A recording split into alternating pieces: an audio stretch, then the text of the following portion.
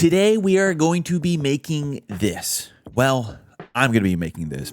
Now this is one of those tutorials that can be a little bit obnoxious for some folks because for one, I'm not going to be walking you through how to create the 8-bit assets. I'm not going to do that, but I am going to walk you through how you can use them, how to build out this 3D parallax scene, and how you get the look in itself. All right, so like I said, this is actually a snippet from a recent intro that I edited for a good friend of mine, and we built out this cool like 8-bit kind of retro looking scene. Now, a tutorial like this is going to be fairly specific, right? Because I'm going to be walking through how I made this scene. So if you're not sure if this is going to be something that's useful for you, maybe focus on the workflow and less on the like specific style and look in itself. So the first thing that we need to do is we need to gather all of the assets, right? We need all of the media that we're going to use to build this out. And like I said in the intro, I didn't build this from scratch. If you didn't know, there are some amazing 8-bit developer communities, and the ones that I stumbled upon operate on itch.io. And of course, when I go to record the tutorial,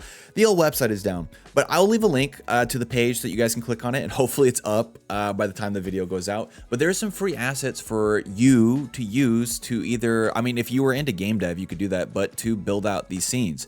Now, the caveat to using any of these tools is that I'm not allowed to redistribute them. So what I'll do is I will leave links to the, what would you call them, the packs that I downloaded. The first one is this Mystic Woods one. This is where we get the character sprite that is walking around.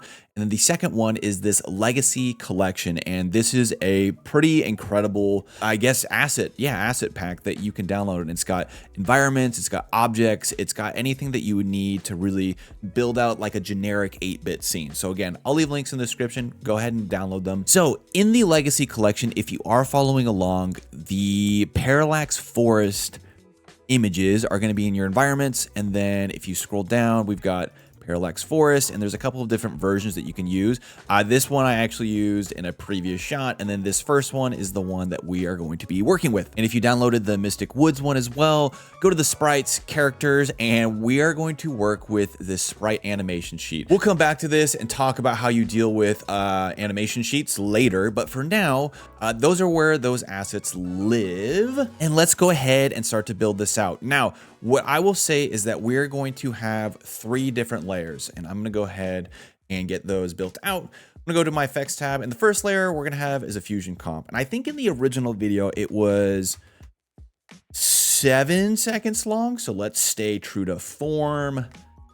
And then we're going to have 2 adjustment clips on top of this. One is going to be our color correction, and this will be what we do to kind of liven things up. And the second we will use for our CRT VHS effect. So for now, what I'm going to do is I'm going to select our 2 adjustment clips, and I am going to disable them, or I have a shortcut map to enabling and disable, and we are going to go ahead and hop into Fusion and build this out. So when we hop into Fusion, we've got nothing set up here, and the way that we're going to build this out is using the 3D camera and the 3D node system. So what I'm going to do is I'm going to go ahead and start to get that all set up. So what I'm going to start with is a background node, and we'll connect that to our media out. I don't know actually if you have to do this. This is just a habit of mine. I always start every Fusion composition with the background node and bring the transparency down. The reason I like to do that is it sets up our frame, it sets up our resolution so that it is always going to be 1080p. And now let's go ahead and build out our 3D node system. So first thing that I'm going to do is add a merge 3D node, or 3MG. This will be what everything connects to. And then from that merge node, I'm going to add a renderer 3D node.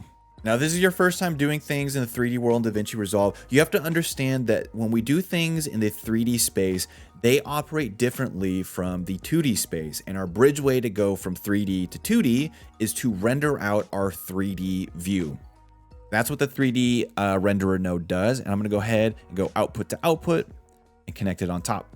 Now, there's a couple settings that I would recommend you change for your renderer 3D node. First would be to change it from software to hardware. And if you're having playback issues while this is playing, you can toggle off the anti-aliasing, but I would remember to toggle those back on before you render it out. So I'm just going to leave mine on for now, but that is an option for you. Now, if I go back to our video, one of the things that makes this feel a bit more immersive and it makes it feel like it has a little bit more depth to it is that the trees are moving at different speeds. So the background, this middle section here, and then the foreground trees are all kind of zooming in at different speeds. This is called parallax. It's a cool technique that cinematographers use to, again, help build out depth in their videos. And so the way that we're going to do this is we are going to set up a couple of different planes at different depths and then have our camera over here shoot through those different planes. And because we're going to set up our images on these planes at different Z coordinates, as our camera zooms through them, that's what's going to create that parallax effect. So that's what we're going to go ahead and do. So what I'm going to do is I'm going to set up 3 image planes. It's the image plane 3D. This is how we're going to place our images in 3D space. You can't just drag and drop an image and then smack it onto the merge 3D node. It's not how it works, right? The 3D node system moves differently than the 2D node system. Now I'm going to copy this one, paste it twice. We're going to go ahead and connect all of these guys to our merge 3D node. Does not matter the order, but now what I'm going to do is I'm going to rename them for clarity's sake. And so I'm going to hit F2, or if you don't like that, you can just right click and go rename. I'm going to hit F2. I'm going to name this top one front, middle one middle, and the bottom one back, or we can go behind. The last thing that I'm going to do is I'm going to add a camera 3D node. We'll grab that output, put it into our merge 3D. And if I click on our merge 3D node and hit 2, for me, it's going to bring it up in our preview window. And now we can see our system. I can hit Alt and the middle mouse button to rotate things around. Again, that's Alt and middle mouse button. If I just click the middle mouse button with no modifiers, it'll pan things around. And then Control and the scroll wheel will zoom in and out. Now we can see our camera. So this is our 3D environment. This is what I mean by bridging from 3D to 2D. And with my camera node selected, so I have the camera node selected, I'm going to grab this blue arrow, excuse me, and pull it back. And what this is going to do is it's going to change the perspective of what we're looking at. So I'm going to go ahead and actually collapse my left menu over here by just toggling that on, and I'm going to split our preview window by clicking this what would you call it, side-by-side rectangles up top here. And now we can preview 2 nodes at once. So I'm going to grab this is just personal preference. This is just how I like to do it. I'm going to move our window over here a little bit, and if I hit 2 on the media out node down here, we can see what we are displaying after the render 3D node. And if I hit 1 on our merge 3D node, now we can go back and see our environment. So as I pull my camera back, and you could do it in the preview window, or you can just grab the Z direction, and we are going to be super lagging. Okay, and so now what I'm going to do is I'm just going to kind of arbitrarily space out our 3D planes. We want to have a plane up front, one right behind it, and then one further back. So I'm going to leave our front plane alone, but what I'm going to do is I'm going to take our middle plane, and let's just move this back. Let's start at -1. We can always change this, but then let me go ahead and take our back plane, and let's move this back -2. Now from here, we can start building out our scene in itself. So I'm going to go ahead and collapse my viewer real quick. So we just have our render preview. Go up to the media pool. Let me go ahead and drag in our assets over here, and we'll just go ahead and start to plug them in. So I'm going to bring in the background here. We'll bring in the middle trees. We'll bring in the front trees. Bang. Okay, perfect. And actually, there's one last thing we have to do. In our background for this particular scene, we actually have another PNG that adds lights on top of it. So what I'm going to do is I'm going to drag in our light PNG and merge it on top of our background node. So that adds those light rays in the background. And if I preview that background node, that's what that looks like. And if you wanted to, you could actually add these lights on a separate image plane if you want to have a little separation as well from the background node, but for me, it does not matter too much. From here, what we need to do is start positioning and sizing things appropriately so that on frame 0, it looks how we would want it to look. Now, the 2 ways that you can kind of size things up is 1, you could change the Z position so that things are closer or farther away. But for me, I want to make sure we have these gaps in between the planes so that we have that parallax effect. So what I'm going to instead do is just increase the scale, and I'm going to do it for our background until and I'm going to scale it up so that it fits the entire size of our canvas. Okay. And now I'm going to do the exact same thing with the middle plane. I'm just going to go ahead and scale this up. And for this, I'm going to go ahead and bring this down in the Y position until the tops right there. That looks good to me. Okay, and let's take our front image plane and we're going to do the exact same thing. Go to transform, bring up the scale. Let's go like 1.5. That feels good to me. And I'm going to actually bring this over to the right a little bit.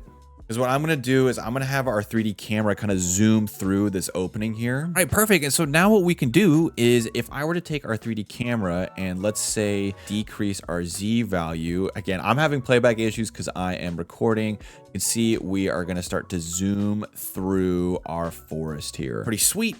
If you are having playback issues, like I said, you can always go to the render node and turn off some of the aliasing here. And the other thing that you can do is if you right click on this play bar, you can turn off high quality and you can turn off motion blur, and you could probably add on auto proxy so that when you're moving your camera, it's going to proxy things for you. And that actually makes a big difference for me on my end. So yeah, we get this cool kind of like zoom through look. Okay, next thing that we're going to do is we're going to add in our character in our house. And this is probably a not so fun part of the tutorial if you're following exactly what I'm doing.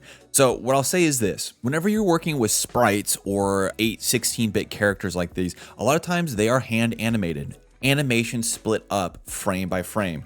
So for this particular character, it looks like there's a walking animation and an attacking animation. If you don't want to have your character walk or animate, then don't worry about it. Then just pick one frame that you'd like to work with and use it. But if you do want to have that animation, that walking animation, what I'll say you can do are two things. One, what you can do is in a program like Photoshop, you can cut things out cell by cell. So for this particular example, the creator said that the player walks on a 48 by 48 pixel grid. So what I ended up doing is I took the animation sheet, brought it into Photoshop, scaled it up appropriately so that it's its original size. And then I looked for my walking animation here. I created a center line at the 24 frame mark. And then I went through and I cut out and saved each of these frames individually. And I tried to line up this edge right here, right on the center line. And when it's all said and done, I exported 6 PNGs of our character walking here. If I go back to the edit page, and actually if I go now to the media pool, there's an option in your browsing tool on the media page. There's an option that we can find in your browsing tool on the media page. If I go to these 3 dots up top here, and go to frame display mode and make sure it's on sequence and not individual, what DaVinci Resolve will do is if I bring in these PNGs, and as long as they are numbered sequentially, 1, 2, 3, 4, 5, 6, it will combine them into a moving image. I can drag and drop these in. And you see how it comes in just as one file. And if I scrub forward, we have our walking animation. Mind you, it's very small, but we have that animation. If you don't have access to Photoshop or don't want to do that, your other option is to bring in the animation sprite sheet, and then you will need to cut them out individually in DaVinci Resolve. So what you would have to do, bring in a Fusion comp, go inside that Fusion page, create a background, size it up appropriately. So I'm going to change our background size. I'm going to click off the auto resolution, go 48 by 48, go to the media pool, find our player animation sheet, drag and drop that in, merge it over our background node, connect that to the media out, and then we just need to make sure our transparency is 0. And then you will need to go and find your walking animation and line it up again.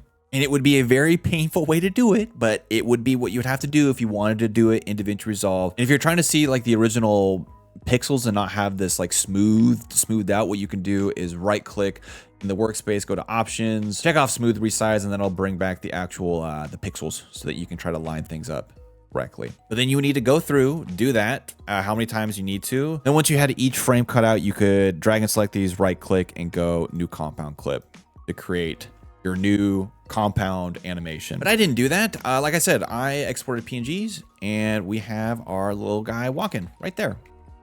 So let me go ahead and hop back into the Fusion page. And what I'm going to actually do is instead of creating a new image plane and connecting it to this merge node, what I'm going to do is I'm going to create a new merge 3D node. Boop. Now I'm going to create an image plane here, connect that to this new merge 3D node, add another image plane here. This is where our house is going to go. Connect that to the merge 3D node, and then I'm gonna connect this merge 3D node to this merge 3D node. The reason I did that is because I can size and reposition our moving objects together instead of trying to move each individual image plane. So I'm gonna connect our player walking. So I'm gonna bring in our player walking sequence connected to the image plane. Like I said, now we've got our buddy walking here. First thing I need to toggle on is the loop. And the other thing that I'm going to do is I'm going to add in a stop motion node. The stop motion node will hold a frame for as long as you tell it to. So right now it's on 5. So if I were to switch our preview over to the stop motion node and hit play. So I feel like that's going a little fast. Let's change it to 10. A little too slow. Let's go 7. There we go. That's looking pretty good to me. Okay, let's change our preview back to the media out. And then I'm going to bring in our house. Perfect. And so now what I'm actually going to do is I'm going to swap my preview over to this other Merge 3D node here just for a quick second.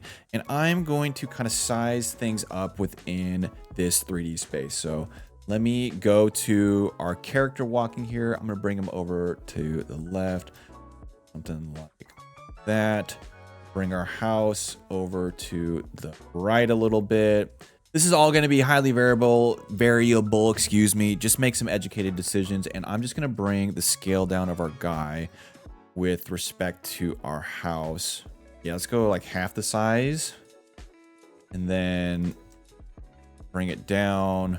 Okay, that looks fine enough for now. I'm going to swap my preview back now to the Merge 3D node. And now what I'm going to do is I'm going to move our Merge 3D node back so that it's sitting right in front of our back image plane. So I believe this was at -2. So if I'd go like -1.99, that'll put it right in front of it. And it looks like I need to bring this down just a smidgen. Again, I have my Merge 3D node selected and I'm bringing it down because this is moving the entire merged image sequence over here. Okay, I'm going to swap my preview back out to the media out node. It looks like we're decently okay with our positions here. I'm going to now move each the character and the house individually. So I'm going to move my house a little bit over to the left right here. Sure, that seems fine. And then let's go ahead and I got my, now with my character image, I'm going to go ahead and let's bring it up like so. This seems like it's a decent starting place to begin our animation. And there we go. Anytime you set up a sequence like this, just getting all the images and everything you need positioned correctly is always going to be the most time consuming. Now we can do the fun part. So what I'm going to do is I'm going to animate our buddy over here moving left to right. And then I'm also going to animate our camera moving in. So first things first, let's go ahead and animate our guy over here. So I have our image plane selected for our player walking on frame 0. I'm going to keyframe our X position. I'm going to go all the way to the end of the sequence, and I'm just going to move it to the right, somewhere right before we hit this tree, because we're going to zoom past our foreground here. So I'd still like to be able to see our character, and I can tell that it's right before we hit that middle ground. So I've hit play. There we go. Cool stuff. And the only other thing that I'm going to do is I'm going to animate our camera. And what I'm actually going to do here, folks, is I'm going to go to our Merge 3D node where our camera is connected. With our camera 3D node selected, what I'm actually going to do is I'm going to toggle on the pivot location. Now, if you haven't worked with a pivot before, it's pretty cool because what we can do is we can now move our camera just left and right, and it will stay focused on wherever our pivot, excuse me, is. So no matter where we move our camera, it stays focused on that pivot point. I'm going to reset a couple times. So what we can do is I'm going to bring our pivot back to, let's do -2. That's where our back image plane is. And I want it to focus, excuse me, and I'm going to change it so that it is looking right down over here. Let me actually split our windows real quick, toggle on our renderer node. That actually does not look good at all. So let me, let me change that. I think actually what I kind of want to do is maybe we'll keyframe this. So I can't remember if I did this or not, but let's, I might actually even keyframe this. So I'm going to turn on my keyframes for my pivot point and the Z location. I'm going to go to the end of our composition here, and I'm just going to zoom in with our Z location. And I kind of want to make sure I'm still seeing the house a little bit. So if I move our pivot point to something like so, now I scrub forward. Yeah, that looks pretty cool. So what I did is I set a keyframe at the beginning and the end on our Z and our pivot point. And at the end, what I did is I increased our Z location, and then I moved our pivot to the right so that we kind of focus in on where our character is walking. Now, this foreground tree is kind of in the way. So what I'm going to do is I'm going to go back to our front image plane. I'm actually going to bring it forward so that it's sitting closer to the camera. Move it to the right a little bit, and let's see how that looks. So do we actually zoom past it? We do. Cool. That's kind of what I want. I kind of want to make sure, I kind of want to zoom past these front two trees here. That's looking pretty cool. So now if I play this, we have our character walking from left to right, and we are zooming in past it. One of the reasons why 8-bit shots like this work well with the 3D camera is because they're already pixelated. You really don't have to worry too much about resolution and getting too close to some of your image planes and seeing some of the individual pixels, because we're already doing that in an 8-bit frame. Pretty cool stuff, man. So now what we can do is build out the look. So what I'm going to do is I'm going to go back to the edit page, and I'm going to enable our color correction adjustment layer. And I'm only really going to do a couple things. We're not going to get too crazy in the color page. What I'm going to do is I am going to click on the color page, and let's go ahead and add in a couple nodes. This is just a minor complaint, but my Alt-S combination has never worked for me to add new nodes. I don't know why, but it's just like always mildly annoying. Okay, so first things first, what I'm gonna do is I'm just gonna add a little S curve to add a little contrast in here. Because what's gonna end up happening is we're gonna add in our procedural CRT effect, and it's gonna mute a lot of these colors. So I would say more contrast is probably better. And then on the second node here, you can see on our vector scope, we are sitting heavy in these upper left corners. So what I'm going to do is I'm just going to take our offset and kind of pull things down a bit so that we're a little bit more balanced here. That looks pretty good to me. And on our last node, all I'm going to do is add a glow. And I mean, by default, I mean, I feel like this looks fine. If you want it to affect some more of the shadowy dark areas, bring down your shine threshold. So like, I mean, we could even like super expose this shirt. Let's do that for this video. Why not? I'm going to bring down the spread just a little bit, and let's actually have it sit a little bit more horizontally. So you see how it leaks more horizontally there. And do I want to bring down the gain? Somewhere in there. Seems fine to me. Cool. So that's where we're sitting with that. And now what we can do is, what would you call it? Our final effects, our final compositing work. So I'm going to enable our final adjustment clip. And this might not be the best way to do it, but this is just typically how I approach setting up shots like these. I like to build up layers for each individual piece. So again, bottom layer is our actual 8-bit walking scene. Middle one is our color correction. And then on this top one, what I'm going to do is I'm going to hop back into Fusion. We're going to do a couple things here. I'm going to add in the Milo or Milo. I think it's Milo. Milo? Yeah, Milo VHS macro. Now this macro is one that you can find if you have Reactor. Now, if you're on the free version of DaVinci Resolve and you're on a newer version of DaVinci Resolve, you're no longer going to be able to install and work with Reactor. So what I'm going to do is I will leave a link in the description to get this macro.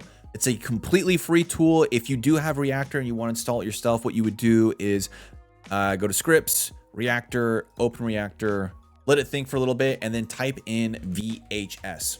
Scroll down a little bit and there will be this VHS option from Milo Labs. You would just need to check that on, install it, and then you probably would need to restart DaVinci Resolve. Again, it's a free macro, and what it does is it generates a VHS look for you. So I'm gonna hold Shift, insert it, let it do a little bit of thinking, and well, bam.